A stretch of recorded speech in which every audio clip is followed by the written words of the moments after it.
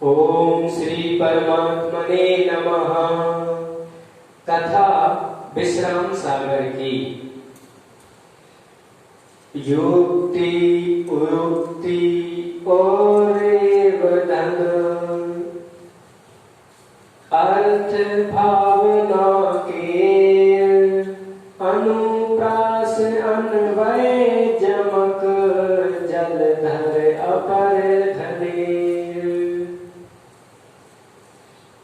इस सागर में युक्ति उक्ति और ध्वनि अर्थ भावनाएं अनुप्रास अन्वय यमक आदि अनेक जल जंतु मिलेंगे।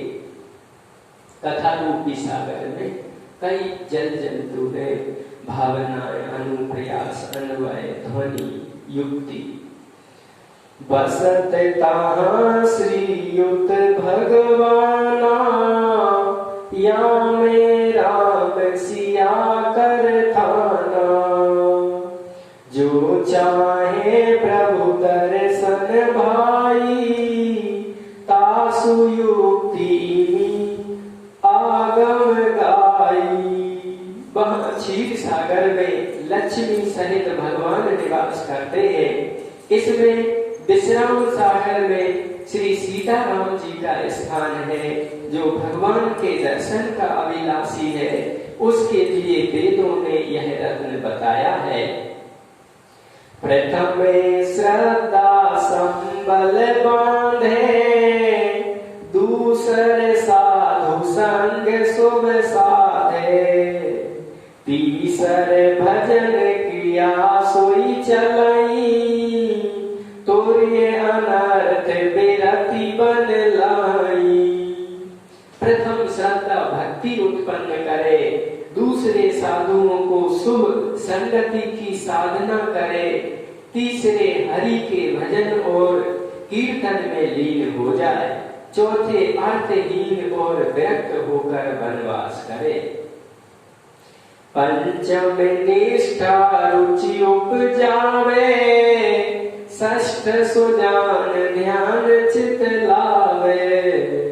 सप्तम नामास कहे जावे, जपत जीव त्रयताप नसावे। पांचवे दृढ़ विश्वास की रुचि पैदा करे, छठे भगवान के ध्यान में मन लगावे, सातवें नाम का प्रेमी हो जावे और जप करते हुए तीनों ताप दैहिक दैविक और भौतिक तापों का नाश करे। अष्टम भाव हरे दुख नाना, नवम प्रेम पय करियस नाना।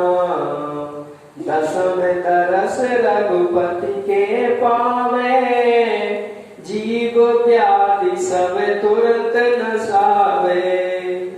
आठवें भक्ति भावना से दुखों को दूर करे, नवें प्रेम रूपी जल में स्नान करे और दसवें रघुपति के दर्शन करे, तो जीव की समस्त व्याधियां तुरंत नष्ट हो जाए। 9 प्रकार की बातें महाराज जी बता रहे हैं। उच्च कोटि के श्रोता के लिए, भगवत भक्त साधक के लिए। निज स्वरूप सुख लहे हजूरी, यही उपाय बिन दर्शन दूरी। राम कृपा बिन समय उपाई, पावे जिमि द्विज सुत समुदायी। ग्रंथ अनेक नदी नद नारा, बहियावे सुचि जासु मझारा। अपने स्वरूप में ही ईश्वर को देखकर सुख का अनुभव करे। इन उपायों के बिना प्रभु दर्शन दुर्लभ है। राम कृपा से बिना श्रम और उपाय यह सब सुलभ है, जैसे ब्राह्मणों के पुत्रों को स्वाध्याय सुलभ है। इस विश्राम सागर में अनेकों छोटी मोटी कथाएं मिलाकर उसी प्रकार शुद्ध हो गई है, जैसे अनेक नदी नाले सागर में मिलकर पवित्र हो जाते हैं। महाराज जी कह रहे हैं कि 9 प्रकार के साधन बतावे के बाद पहले तो श्रद्धा भक्ति उत्पन्न करे, दूसरी साधुओं की संगत करे, तीसरे हरि के भजन और कीर्तन में लगे, और चौथे अर्थहीन विरक्त होए। माने ज्यादा किसी से बकवास करे ना, ज्यादा कोई से ज्यादा पंचायत या ज्यादा बैठक उठक, ज्यादा प्रेम भाव लोगों से बड़ा है ना। और फिर बता रहे हैं कि 5वां है विश्वास रुचि पैदा करें कि कुछ नहीं, मुझे तो भगवान के मंदिर जाने हैं, मुझे तो रामायण गीता पढ़ने हैं, मुझे तो साधु संतों के पास जाने हैं, हाजिरी देने हैं।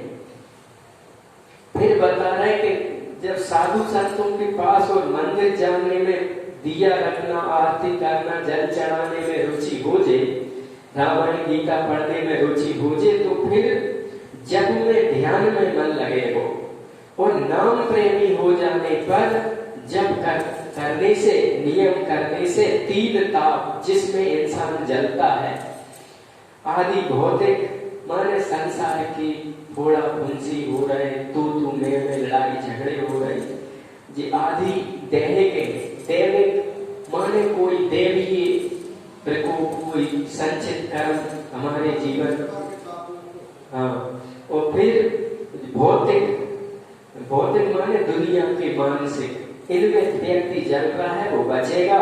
9वें प्रेम रूपी जल में स्नान करें और 10वें रघुपति जी के दर्शन करें। तो 9 भक्ति हो गई और 10वें भगवान के दर्शन की बात आ गई। फिर बता रहे हैं कि ये उपाय प्रभु के दर्शन आत्म कल्याण के लिए है और राम कृपा से बिना श्रम उपाय के सब सुलभ है अच्छी आत्माओं, पुण्य आत्माओं को। जैसे ब्राह्मण के बच्चों को ग्रंथ पढ़ना सुलभ है, क्योंकि दादा पिताजी पढ़ाता है रखे हैं, और ब्राह्मणों के हर कोई जाइए ये पढ़े, तुमने वेद पढ़े, पुराण कितने पढ़े, तो वही बात इसमें आ रही है। ऐसे सुलभ उसे हो जाते जिसपे पुण्य है। हर व्यक्ति के घर परिवार में जो भगवत विमुख है, बहुत लोग समझाते हैं कि भैया भगवान में लगो, बुरा काम छोड़ दो, पर वो व्यक्ति से बुरे काम छूटत नहीं। क्यों नहीं छूटे? क्योंकि पाप उस व्यक्ति को अच्छे कामों में लगने नहीं देता। कई जन्मों की आते हैं, बुरे कर्म हर जन्म में करे, वे आते मनुष्य की बुद्धि को भगवान में, सत्संग में, भजन में लगन नहीं दे, व्यक्ति खींचत ले जाते। पर व्यक्ति यदि कथा सुनत रे, मंदिर जात रे, संतों विद्वानों रो बैठत रे, तो जब रुचि बढ़ेगी वो प्रभाव कम होएगो, मनुष्य कल्याण की वैसे हो जाए। विश्राम सागर अनेकों छोटी मोटी कथाएं मिलाकर इसी प्रकार शुद्ध हुआ ग्रंथ है, जैसे कई नदी नाले समुद्र में जाकर पवित्र होते हैं। सत शास्त्र वेद पुराण मत विश्राम याही में लयो, यही अर्थ ते विश्राम सागर नाम में या को कयो। जे सुनई समझई प्रीति करी हरि चरण में चित लाई है, रघुनाथ ते गोपद सरस संसार यह तारी जाई है। क्या बात है! महाराज जी कह रहे 6 शास्त्र, 4 वेद, 18 पुराण के मत का सारांश इसी में है, संग्रहित है। इस कारण इस ग्रंथ का नाम मैंने विश्राम सागर रखा है। जो लोग प्रेम पूर्वक इसे सुनेंगे, समझेंगे, उनका मन हरि चरणों में लीन हो जाएगा। वे गोपर की भांति इस संसार से तर जाएंगे। कल्प द्रुम सम ग्रंथ यह सर्व सुलभ दातार, धर्म मोक्ष कामार्थ हरि भक्ति विराग विचार। यह ग्रंथ कल्प वृक्ष के समान धर्म अर्थ काम मोक्ष हरि भक्ति वैराग्य और सद्विचार आदि समस्त उत्तम फलों को देने वाला है। सब उत्तम फल। बुद्धि न ज्ञान विवेक कछु, बड़े न हरि पद प्रीति, तिने न प्रीतम लागे यहू, विश्रामो दधि रीति। जिन लोगों की बुद्धि ज्ञान और विवेक कुछ नहीं होता, जिन्हें हरि चरणों में प्रीति उत्पन्न नहीं होती, ऐसे मनुष्यों को इस विश्राम सागर ग्रंथ से प्रेम नहीं होता। माने जिनमें भगवान के प्रति, संतों के प्रति भाव नहीं, वे जब कथा सुनने के इच्छुक नहीं होंगे। विविध ग्रंथ देखे सुने, जिनके कपट न शोक, ते प्रमुदित हैं बरीले, पद पद प्रति श्लोक। जिन सज्जनों ने नाना प्रकार के ग्रंथों को देखा सुना है और जिनके हृदय में शोक तथा कपट नहीं, वे इस ग्रंथ को पढ़कर मग्न हो जाएंगे और पद पद पर प्रशंसा करेंगे। पेहे सुख संपत्ति यश पावन, हई है हरि हरि जन मन भावन। कल्पित ग्रंथ कहे जो को, याचो ताई जोरी कर दो। जो लोग इस ग्रंथ को पढ़ेंगे अथवा सुनेंगे, वे सुख संपत्ति और सुयश प्राप्त करके हरि और हरिजनों के प्रति प्रीति भाजक बनेंगे। जो कोई इस ग्रंथ को कल्पित करे, उससे मैं करवत प्रार्थना करता हूँ। माने जो झूठा समझे। यह मम कृत सब बारक बारा, देखी जाऊ सुचि सहित विचारा। कि जो मम मति कल्पित कछु होई, तो मिली दोष देहु सब कोई। मेरी आप मेरी इस संपूर्ण रचना को एक बार शुद्ध विचारों सहित देख कर जाइए। यदि मेरे विचार किसी प्रकार कल्पित हो, तो आप सब मिलकर मुझे दोष दो। आगे मुनिन कथन जो कीना, सोई में भाषा करी दीना। बहु ग्रंथ न रहे जो बाता, सो एक माधरी सोहाता। जिन कथाओं को मुनियों ने पहले कहा रखा है, उन्हीं में मैंने भाषा में वर्णन किया। जो प्रसंग अनेक ग्रंथों में है, उन्हीं को मैंने एक ही ग्रंथ में सुंदर ढंग से एकत्रित कर दिया। तहे कोई तहे कहा है भाखा, तेई ते में प्रवीत बिन माखा। सुर नर पशु पक्षी जो होई, निज वाणी समझत सब कोई। यदि कोई कहे कि मैंने अपनी भाषा में क्यों यह ग्रंथ रचा, तो मैं बिना दुख माने यह कहता हूँ कि सुर नर पशु पक्षी जो भी हो, अपनी बोली सफलता पूर्वक समझ लेता है। रहे बिबिहु को विद गिराया, गरुड़े बायस पास पठाया। आप धरे पुण्य हंस शरीरा, जब गुण सुने भुसुंडी तीरा। यद्यपि दोनों भगवान शंकर और गरुड़ विद्यमान थे, फिर भी गरुड़ की शंका निवारण के लिए शिव जी ने इनको कालभूषण जी के पास भेजा। स्वयं शिव जी भी हंस का शरीर धारण करके हरि गुण सुनने के लिए कालभूषण जी के पास गए। देखो शिव जी कितने बड़े देवादि देव है, महादेव है, फिर भी हंस बन के कालभूषण जी के यहाँ कथा सुनने गए। और कुंभज ऋषि के पास भी भगवान सत्संग के लिए गए, अगस्त जी के पास भी शिव जी गए हैं, राम जी गए हैं सत्संग लाभ लेने।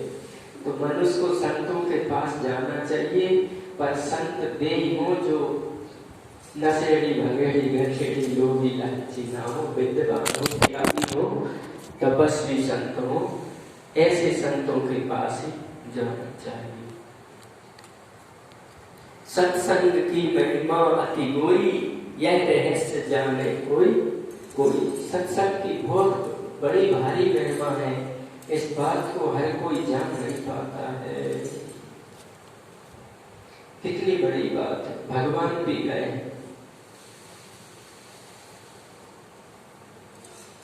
तो भगवान हरि कथा सुनने के लिए गए। अजबूजे सुर वाणी बहाई, प्रकट करी समुझावत रही। तब सब हर से प्रीति बढ़ावे, नाहित को निकट नहीं आवे।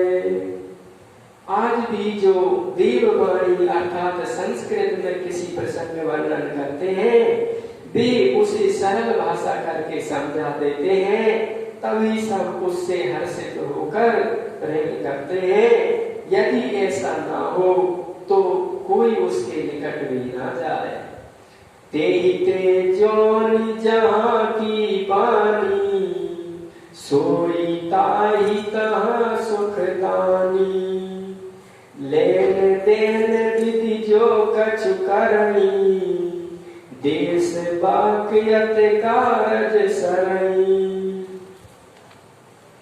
इसलिए जो जहाँ की बोली होती है वही वहाँ के लिए सुखदायी होती है। लेन देन की विधि जो भी कुछ की जाती है वह भी देश भाषा में सुविधाजनक होती है। जेहि ते निज कारज सरे, ताको निंदे नीच। यथा कोल पय पान करी, पुनि पुनि पुनि करी डारत कीच। जिससे अपना कार्य सिद्ध होता है उसकी निंदा नीच लोग ही करते हैं। जिस प्रकार सुअर पानी पीकर उसे गंदा कर देता है, सुअर पानी भी पिए गंदा भी करे, ऐसे जो नीच होते हैं वे अच्छो लेके बुरो कर देते, अच्छे के पास भी बैठ के बुरो कर देते। फिर ऐसी सुअर योनि को पाते हैं नीच कर्म का नीच फल। जो भाषा नामत नहीं, तो भाषा मति गाय। जो बोले सो श्वास सम, उल्लिगिरी असन फिर खाए। जो जिस भाषा को नहीं जानता उसके समक्ष उस भाषा में रचना प्रस्तुत ना करो।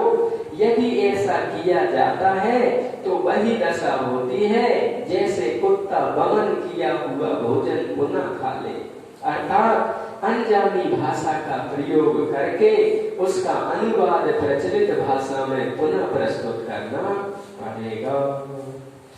अब गुरु पद निज आंजी द्रग, राम चरण सिर नाय।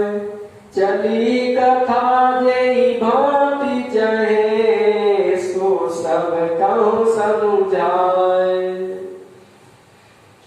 अब गुरुपद रज रूपी अयन को अपने नेत्रों में आंज कर और श्री रामचंद्र जी के पद कमलों में शीश नवाकर जहाँ जिस प्रकार कथा आरंभ हुई है उसे भली भांति समझा कर कहता हूँ।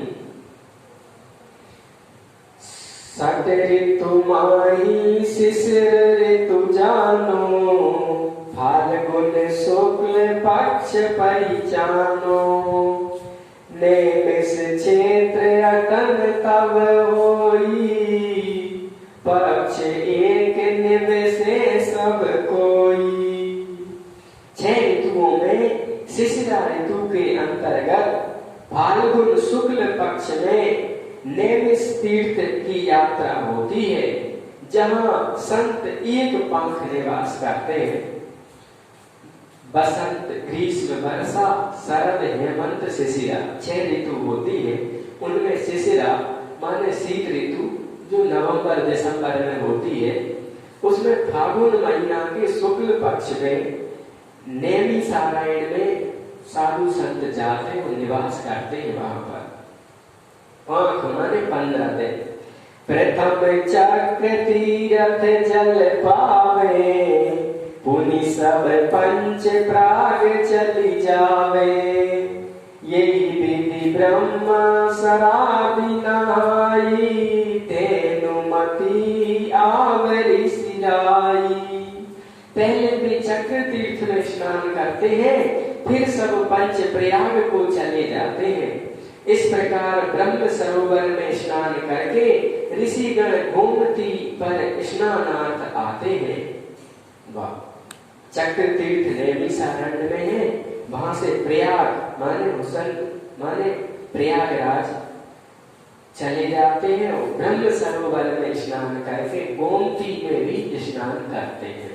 गोमती नदी तेई तट व्यास देव कर ताना, ऋषि सोनक तहाँ रहे सुजाना। बहुरी सूत आए तेई ठामा, लखी सोनक कियो दंड प्रणामा। गोमती तट पर व्यास देव का स्थान है, जहाँ पर ज्ञानी सोनक ऋषि निवास करते थे। उस स्थान पर एक बार सूत जी पधारे। उन्हें देखकर सोनक जी ने दंडवत प्रणाम किया। चरण धोई आसन बैठारी, धूप दीप आरती उतारी। बोले बचन सुचित करिया, गाड़े हाथ जोरी सन्मुख बैठाड़े। नाथ बात कछु पूछा चाहूं, आयस होय बचन तब कहूं। सोनक जी ने सूत जी के चरण पखार कर उन्हें आसन पर बैठाया और धूप दीप की आरती उतारी। संत पधारे संत के घर तो विद्वता का आदर होता है। सूत जी महाराज विद्वान है, इसलिए सोनक ऋषि जो कि गोमती तट पर इस निवास करते हैं, वहां एक वे संतों की जो यात्रा होती है फाल्गुन मास में, घूमते घूमते सूत जी उनके यहाँ पहुंच गए। उनने देखी ये विद्वान है तो चरण धोकर ऊंचे आसन पर बैठा दे। फिर सुचित हो हाथ जोड़कर सूत जी के आगे खड़े होकर गुण वचन बोले। हे नाथ, मैं कुछ पूछना चाहता हूँ, यदि आज्ञा हो तो निवेदन करूं। अतिशय प्रीति बिलो